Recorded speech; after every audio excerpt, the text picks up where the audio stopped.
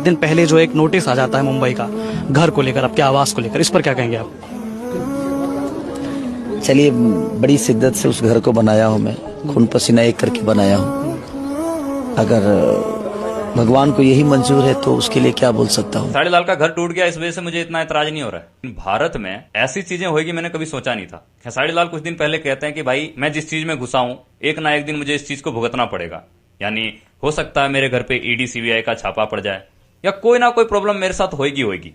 और उसके कुछ घंटों के बाद ही खेसारी लाल के घर पे नोटिस आ जाता है। खेसारी लाल का घर जो मुंबई में है उन पे नोटिस आ जाता है। अब समस्या ना तो खेसारी लाल है ना ही नोटिस का है, क्योंकि खेसारी लाल के पास अच्छा खासा पैसा, उन्होंने अच्छा अर्जित किया है। अगर घर टूट भी गया तो दूसरा बना लेंगे। समस्या यह है कि आप अगर भारत में किसी गवर्नमेंट के खिलाफ बोलते हो तो गवर्नमेंट आपके साथ ऐसी हरकतें करती है। आप सोचिए कि खेसारी लाल तो अमीर आदमी है, जब उनका घर तोड़वाया जा सकता है तो जो गरीबों का घर टूटता है तो वो गरीब क्या उखाड़ पाएगा यार? इन सरकार की कुछ नहीं उखाड़ पाएगा। वो चुपचाप सहता रहेगा उस जुर्म को। खेसारी लाल ने भी यही कहा कि सर अगर टूट जाएगा तो मैं क्या ही कर सकता हूं, मैंने खून पसीने के मेहनत से वो घर बनवाया था, लेकिन अगर सरकार को यही मर्जी है, अगर वो इलीगल है तो तोड़ दे। लेकिन मेरा सवाल यह है कि वो घर 5 साल पहले बना था, 5 साल तक इन लोगों को वो इलीगल नहीं दिखा। अब इलीगल चीजें क्या देख रहे हो भाई साहब? टीन लग रहा है, लोहा लग रहा है तो वो इलीगल है।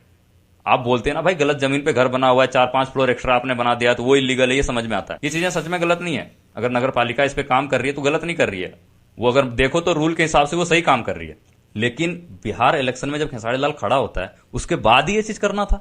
जब उनको हराने की कोशिश की जाती है हर तरीके से तो नहीं हरा पाता है, तो फिर उनके घर पे नोटिस जारी कर देता है कि इनका घर तोड़वाया जाएगा। इस चीज से ये समझ में आता है कि भाई तो डिक्टेटरशिप ला रहा है भारत में, वो तानाशाह बन चुके हैं। अगर आपको वो कल से नहीं हरा सकता तो वो आपको बल से हराएगा, छल से हराएगा। मानो या मत मानो, खेसारी लाल का कहना था कि मैं राजनीति में कभी आना ही नहीं चाहता था। अब अगर आ चुका हूं तो मेरे साथ ये चीजें होएगी, मैंने कभी सोचा नहीं। आप ये सोचो कि जो गरीबों का घर टूटता है उन गरीबों पे क्या बीतता होगा। वो तो कुछ कर भी नहीं पाता होगा यार। और कितने गरीबों का घर टूटा जा रहा है, सब तोड़ रहे हैं गवर्नमेंट्स, वो तो सवाल भी खड़ा नहीं कर पाते हैं।